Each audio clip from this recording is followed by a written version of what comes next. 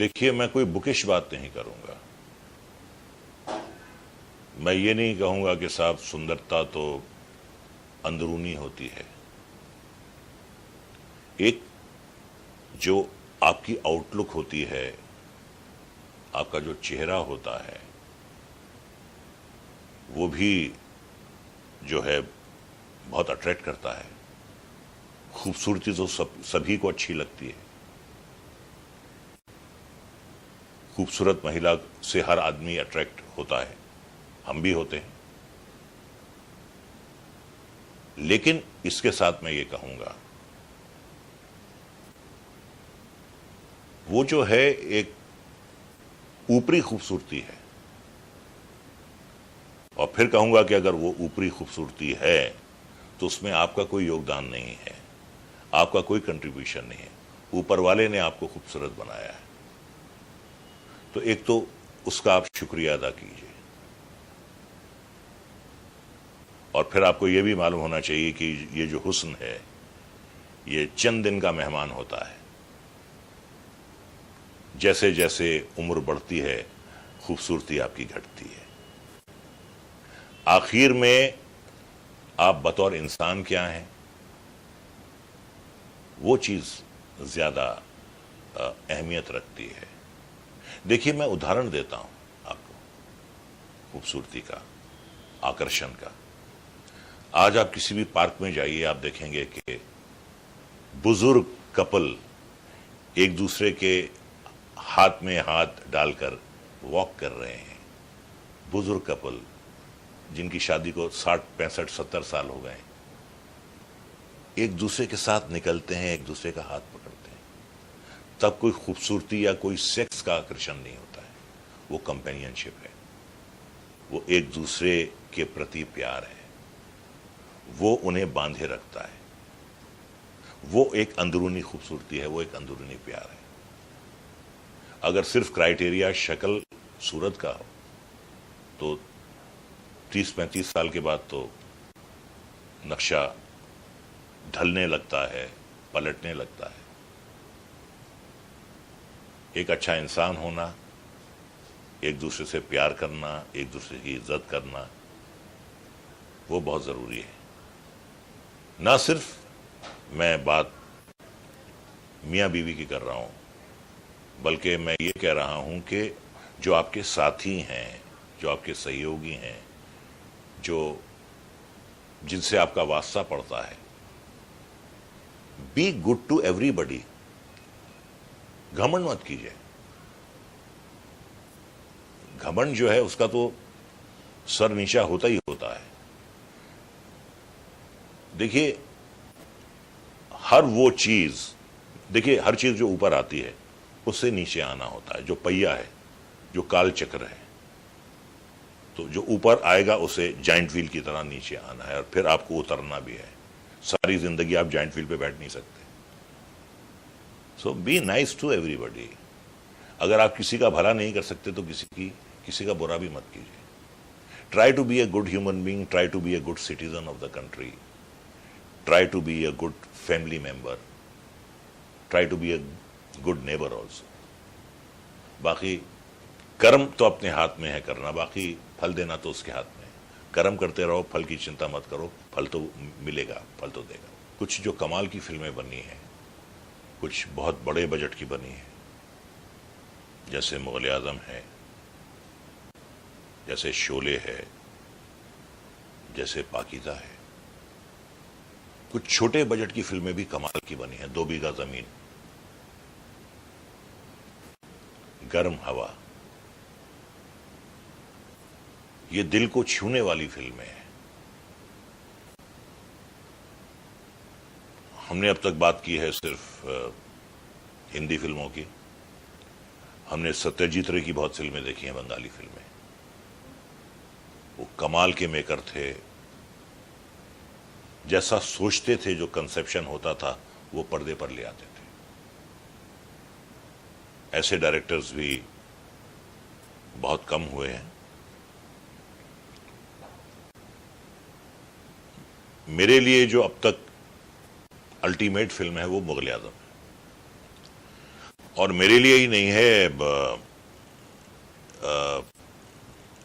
अभी एक सर्वे किया गया था, उसमें वो 100 साल की सबसे पॉपुलर बेहतरीन फिल्म करार दी गई है और सेकंड नंबर शोले का आया है।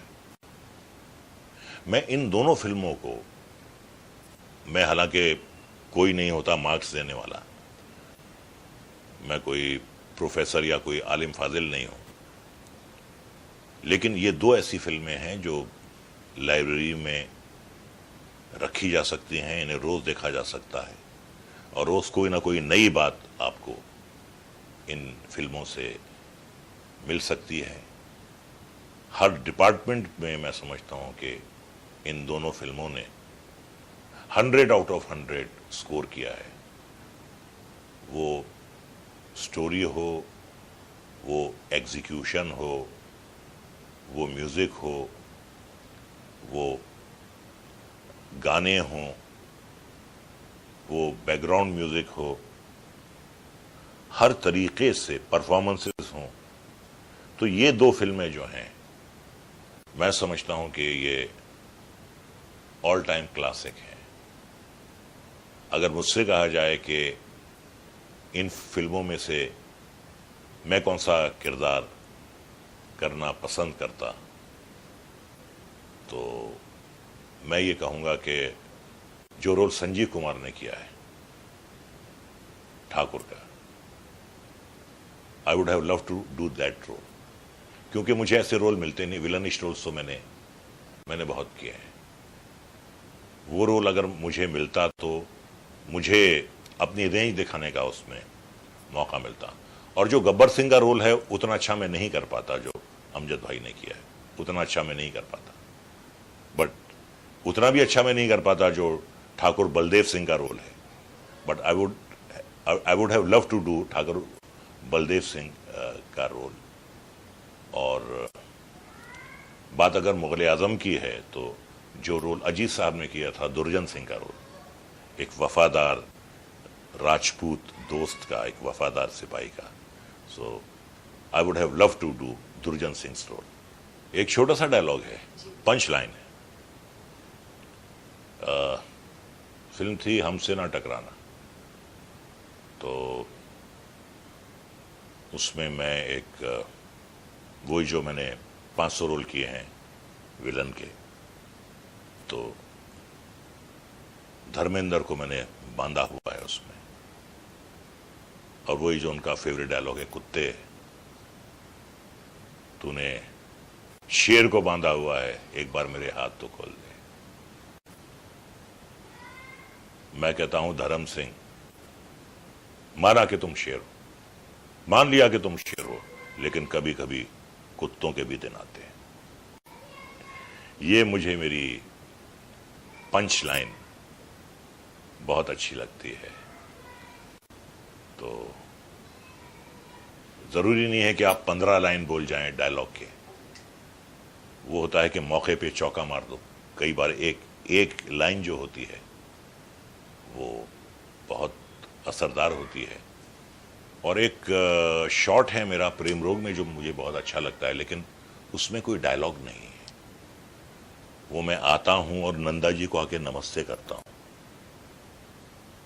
और पीछे पद्मनी खड़ी हुई है, उनकी बेटी, और मैं एंटिसिपेट करता हूं कि मुझे नमस्ते का जवाब देंगी, लेकिन वो देती नहीं है।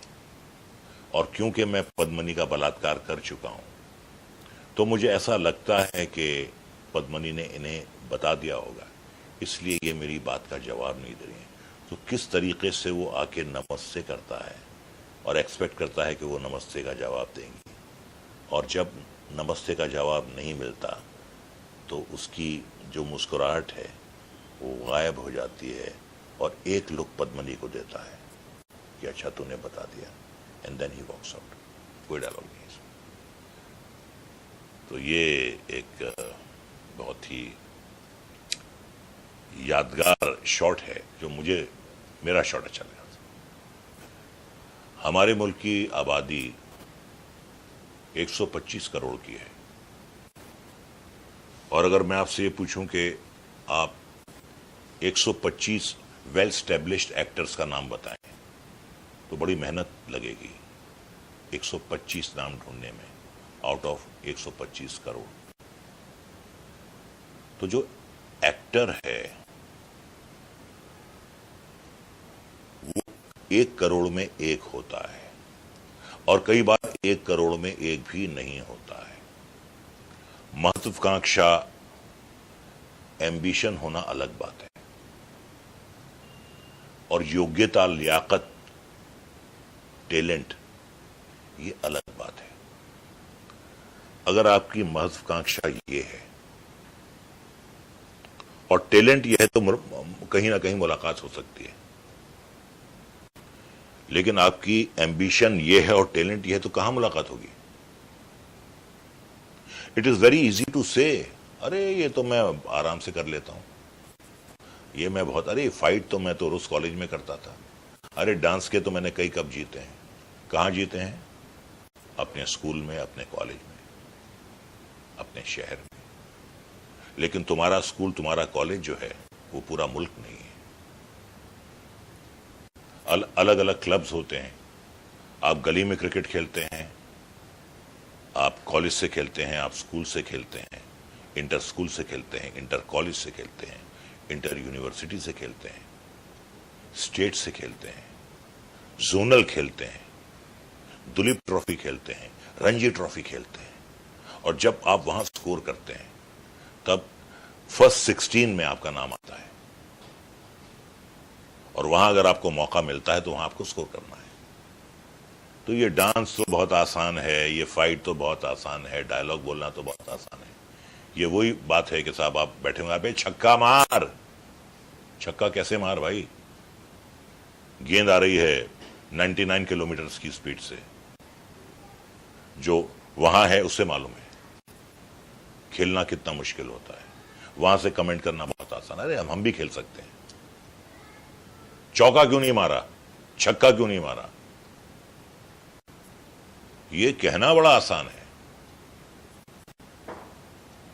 वहां जब आप खड़े रहोगे तो आपको पता चलेगा, बुरहानपुर में या सहारनपुर में या बुलंदशहर में, अरे क्या है, हम भी कर सकते हैं।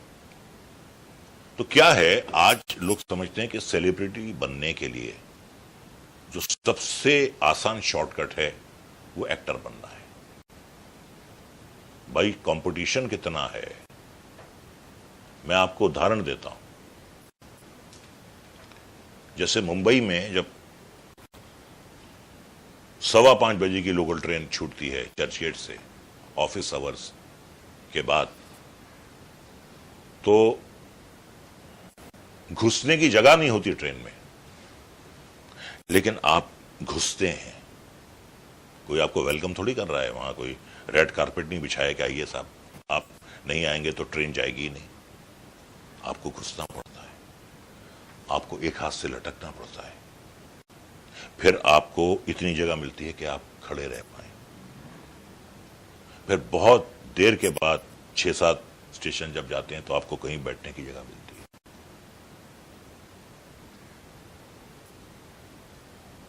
यही हाल हमारी फिल्म इंडस्ट्री का है, कोई जगह नहीं है किसी के लिए, जगह बनानी पड़ती है, लड़ना पड़ता है, अपने आप से लड़ना पड़ता है। स्ट्रगल वर्ड का इतना मिसयूज है हमारे यहां कि साहब हम स्ट्रगल कर, अरे अपने आप पे स्ट्रगल करो भाई, पहले अपने आप को सुधारो, अपनी जबान को सुधारो, अपने आप को फिट रखो। जरा को जरा बोल रहे हैं, जलील को जलील बोल रहे हैं, मजा को मजा बोल रहे हैं, हकीकत को हकीकत बोल रहे हैं, जंजीर को जंजीर बोल रहे हैं। पहले जबान सीखो। कॉलेज के प्ले में काम करना अलग बात है, यूनिवर्सिटी के यूथ फेस्टिवल में काम करना अलग बात है। यहां आपका करोड़ों से कंपटीशन है। I am not discouraging anybody, everybody has the right to try, but know thy self. खुद अपना सेल्फ असेसमेंट सही करो कि तुम किस काबिल हो। Do you have the talent? Do you really have the talent? Do you have the money? Do you have the resources to survive in this city? Do you have the stamina to take the blows and still, to be on your feet? इतना आसान नहीं है, दूर से बहुत आसान लगता है कि तेरी शक्ल तो अमिताभ से मिलती है, तू तो अक्षय कुमार की तरह कॉलेज में लड़ता है और तू तो माधुरी दीक्षित की तरह डांस करता है। यहां डांस में आपको खुला नहीं छोड़ जाता है, बीट होती है, उस पर आपको करना पड़ता है। डांस डायरेक्टर आपको 8 बीट देता है कि 8 बीट में आपको यह करना है। डायरेक्टर आपको काबू में रखता है कि आपको इतना ही काम करना है। तो ये बहुत सी बातें हैं। दूसरी तरफ मैं ये कहता हूं कि अगर जेन्युइनली आप में टैलेंट है, आपका अगर आप अपने बारे में सेल्फ असेसमेंट सही है, तो go and try, but try for 5 years, 5 साल कोशिश कीजिए। अगर आप 25 साल के हैं तो 30 साल तक कोशिश कीजिए। 30 साल के बाद ये नहीं है कि अगर आपका यहां पे कुछ हो नहीं पाया, दूसरा काम कीजिए, डू समथिंग एल्स। लेकिन कोई भी लाइन इतनी महत्वपूर्ण नहीं है कि सारी जिंदगी आप जो है उसमें आप अपनी झोंक दें और आप तब भी वहीं के वहीं खड़े हुए। तो मैं ये भी कहता हूं कि शाहरुख खान किसी स्टार फैमिली का नहीं था, नसीरुद्दीन शाह के वालिद कोई एक्टर नहीं थे, संजीव कुमार का बाप कोई प्रोड्यूसर नहीं था। ये सब लोग बाहर से आए, इन्होंने अपनी जगह बनाई, इनमें टैलेंट था। आप में वो टैलेंट है तो वो भी कोई गारंटी नहीं है। कोई गारंटी नहीं है कि अगर सीरियल में आपको एक अच्छा किरदार मिल गया, अब वो सीरियल कब ऑफ एयर होगा, फिर आपको कब अगला सीरियल मिलेगा। There is a lot of जो अंग्रेजी की मिसाल है कि लिप और कप में बड़ा फासला रह जाता है कई बार। तो ये सारी बातें हैं। जो स्टेबिलिटी है वो फिल्मों में है। फिल्मों में एक स्टेबिलिटी है। अगर आप काम करना जानते हैं, अगर आप एक प्रोफेशनल हैं, अगर आपका अच्छा बिहेवियर है, तो सारी जिंदगी आप इसकी रोटी खा सकते हैं। बट काबिलियत होनी चाहिए, सेल्फ असेसमेंट सही होना चाहिए। आइए ट्राई कीजिए, कोई बना नहीं कर रहा है। लेकिन ये कहना कि साहब वो जो धर्मेंद्र आ गए थे पंजाब से, तो हम भी कर सकते हैं। रजनीकांत की क्या शक्ल सूरत है, हम भी कर सकते हैं। मिठुन चक्रवर्ती बंगाल से आया था, वो क्या था, हम भी कर सकते हैं। तो लोग इस खाम ख्याली में रहते हैं। मिठुन जैसा डांस तो करो, रजनीकांत जैसी फाइट तो करो, जितेंद्र जैसे चार्मिंग तो लगो। कहना बड़ा आसान है, लेकिन उसके साथ साथ आप अपने आप को पहचानिए कि आप किस क्लास के हैं।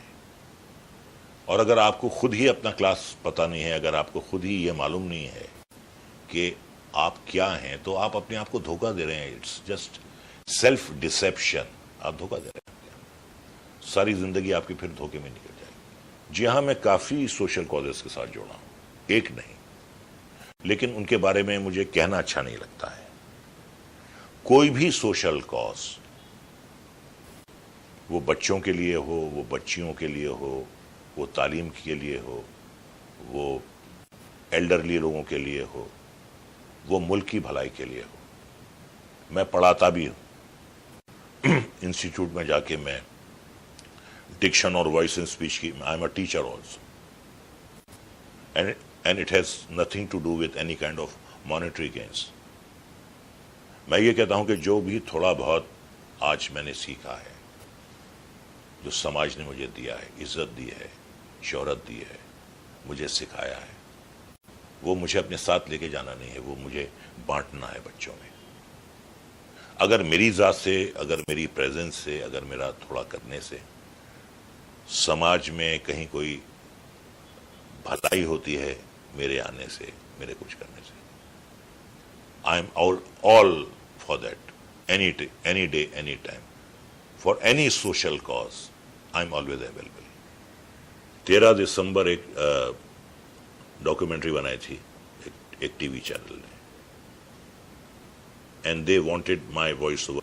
मैंने कहा ठीक है, बिल्कुल, ये एक नेशनल कॉज है। तो मैंने कमेंट्री रिकॉर्ड की उसकी। तो सुबह 10 बजे गया, काफी उसमें बोलना था मुझे। एक घंटे की वो डॉक्यूमेंट्री थी, तो पूरा मेरा वॉइस ओवर था उसमें। तो शाम के 5 बजे तक वो मैं रिकॉर्ड करता रहा। तो शाम को जब मेरा काम खत्म हुआ और प्रोडक्शन वाले ने कहा कि मैं चेक पे क्या लिख दूं, आपके बताइए कितने पैसे लिख दूं। मैंने कहा देखिए, जिन बहादुर जवानों ने पार्लियामेंट की सुरक्षा के लिए, देश की सुरक्षा के लिए अपनी जानें गंवाई, अगर उनकी बहादुरी का वर्णन करने के लिए मैं पैसा लूं तो मुझ पे लानत है। आप गाली मत दीजिए मुझे। ये मेरी तरफ से एक छोटी सी तुच्छ सी भेंट है, मैं इसके पैसे नहीं लूंगा। मैं उनकी बहादुरी के किस्से सुनाने के लिए, जो आज इस दुनिया में नहीं है, मैं पैसा नहीं लूंगा। ये बात हो गई। उसके बाद जब मैं निकला तो मुझे कुछ कमजोरी सी महसूस हुई अंदर। मैंने सोचा कमजोरी क्यों हो रही है, नहीं होनी चाहिए, क्यों हो रही है, why am I feeling weak? And I was just trying to analyse क्यों हो रहा है ऐसा। ओ, मैंने कहा भाई आज मैंने खाना नहीं खाया दोपहर का। So I was so engrossed, I was so involve कि मुझे खाने का भी ख्याल नहीं आया। जब आप काम करते हैं तो अक्सर ऐसा होता है कि आपको पता है कि भाई खाने का टाइम हो गया है, चलो बाद में खाते हैं। उस दिन मुझे खाने का भी ख्याल नहीं आया। तो देखिए, मैं ये कहूंगा कि अगर लोगों को मेरी आवाज अच्छी लगती है तो ये ऊपर वाले की देन है, इसमें मेरा कोई योगदान नहीं है, या मुझे इसमें कोई घमंड या नाज या तकब्बुर करने की जरूरत नहीं। ये ऊपर वाले की देन है, मैं उसका शुक्रिया अदा करता हूं।